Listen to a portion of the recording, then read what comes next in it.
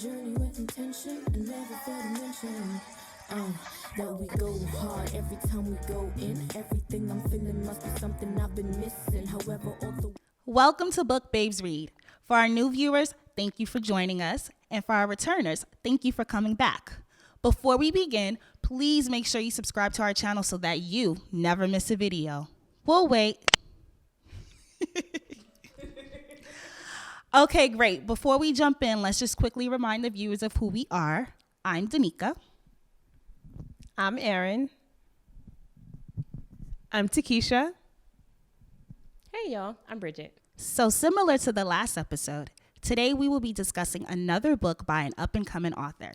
Today we will be discussing Moments, Writings, Thoughts, and Letters by Two-Time Felon by David Ralik Hopper. Moments is David's first published book. David Hopper is also a film and TV writer and producer. He is also a state-certified HIV and AIDS peer counselor. David also received his OSAS and CAS Act certification from New York State.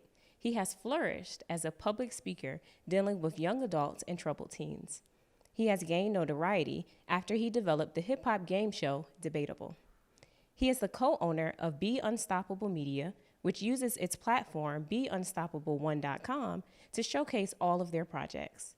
David is from the Washington Heights section of New York City, a father of 4, and is currently married. Thank you, Bridget.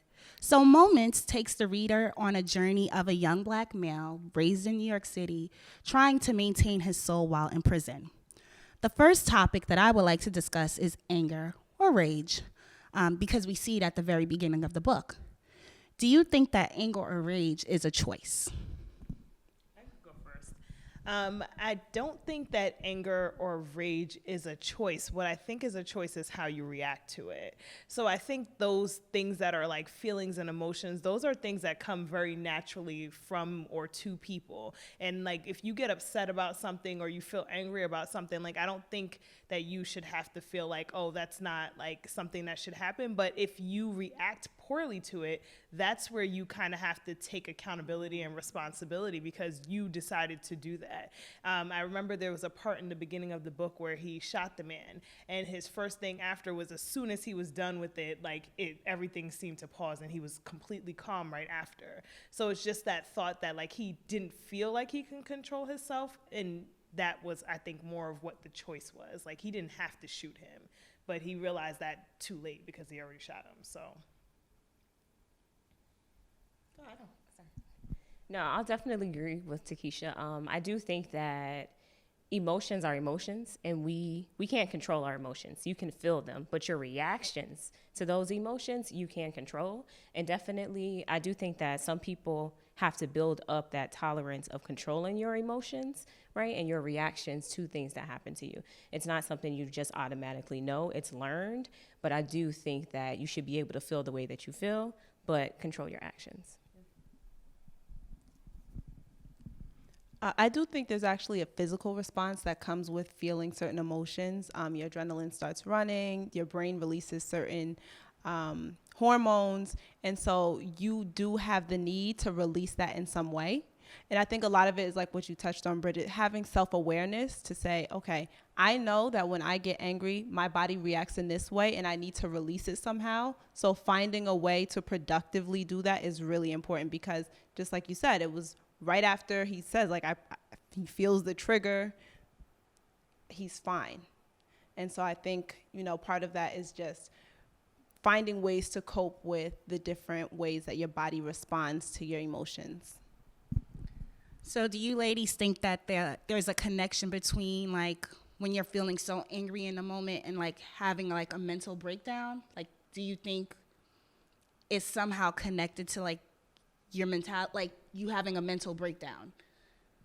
Yeah, I think to Erin's point, like environment plays a huge part in that. Like if you've only seen someone who's going through a mental breakdown, or you see someone who's always angry and that's their immediate reaction, a lot of times you learn to flex that same exact arm. So I think that in his case, like in Washington Heights area, that's probably what he saw a lot of. There were 3 people coming at him, one with a pipe, one with, I think, a glass, something type of glass in his hand, and another one telling him, what's the problem? Like, his immediate thought was, let me find something bigger and better than them to come and deal with this situation. So I think it depends on your environment as well, like what your mentality will be around having or experiencing rage.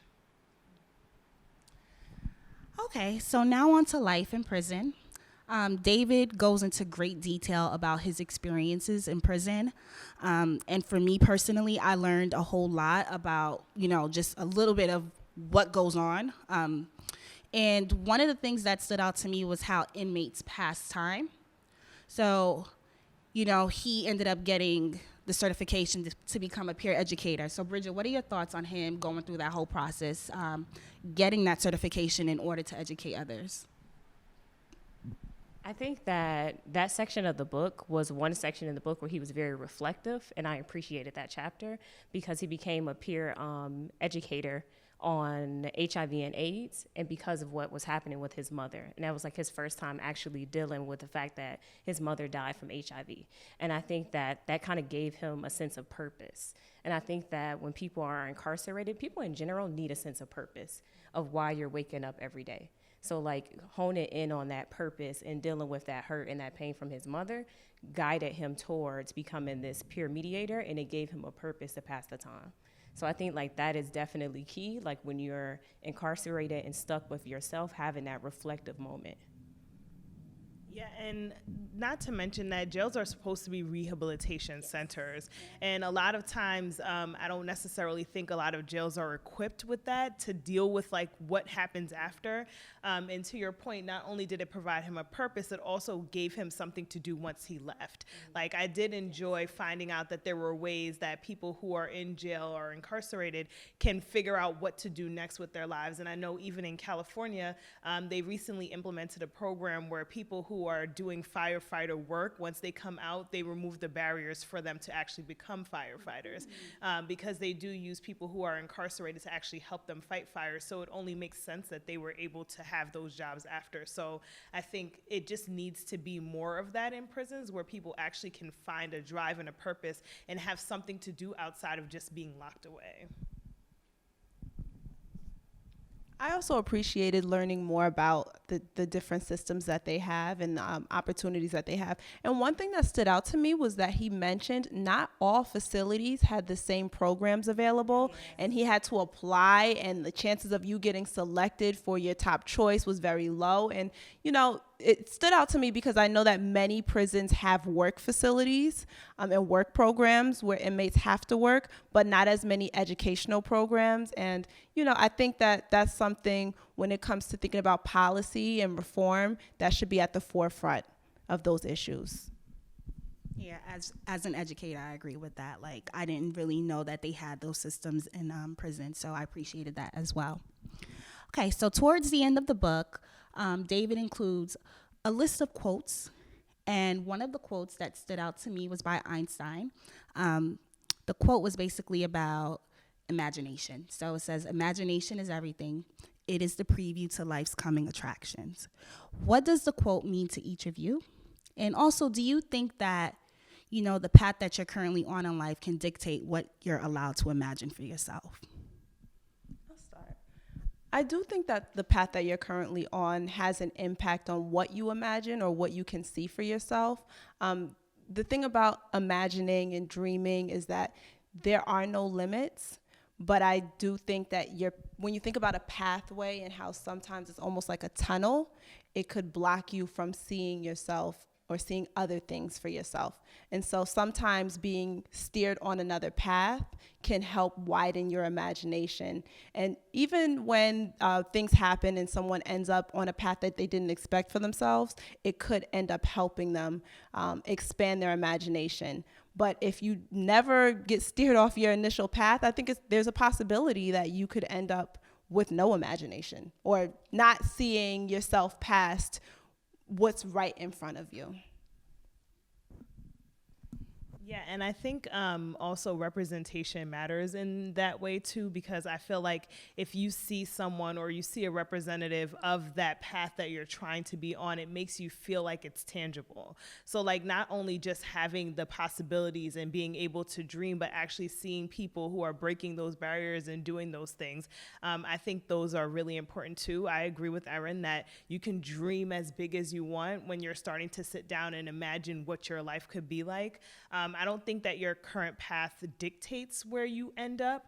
I think in a lot of the different books we've read, just in general, someone can start off some way and then towards the end, you'll see that this is a completely different person. I just think life is a journey and it's ever changing. So whatever it is you're exposed to, whatever you become passionate about, when you learn about new things that you didn't even know existed, your life could be totally different than what your original path was. So I don't think that if you're not doing well now, you can't do well. And if you're doing well, it doesn't mean you can't not do well either. So I think life is just very evolving.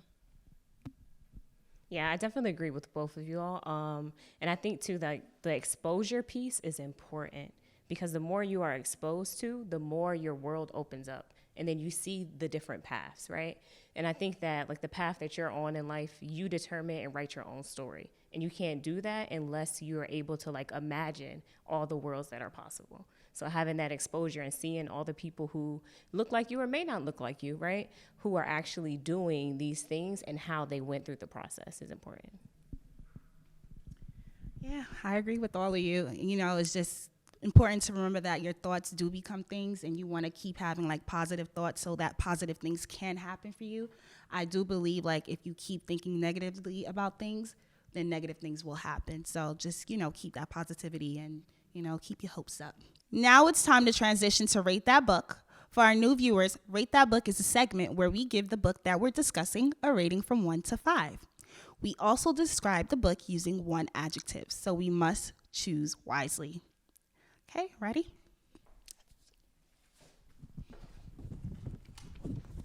I'll begin.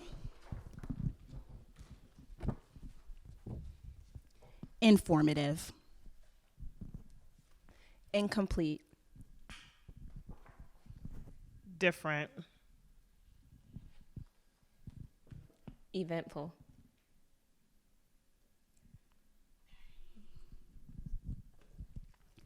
All right. Well, there you have it. Moments in a nutshell. We really hope that you enjoyed this episode, and please don't forget to like, comment, and subscribe. We love interacting with you, so make sure you do that. You can also follow us at Book Babes Read if you aren't following us already. And also, if you want to know a little bit more about our ratings for this book and the last book that we did, Don't Fall Prey, please make sure you write to us in the comment section so that we can explain our ratings. And that's it. Bye. Please, no, the clock will tick. So while you get lit, focus on your grind. You'll reach your prime. When it's your time, will you remember? You shine. Two separate styles fight the mesh within the anguish. Misunderstood, unable to speak each other's language. Where the symmetries align, I have hopes been crushed. Loyalty, while our eyes wide shut on some Stanley Kubrick. Life's a puzzle like a rubrics in which you begat these other notes flat. Sing your soul in memory, it's sweet and lingering. I'll take it with me to the next, if anything's left, right?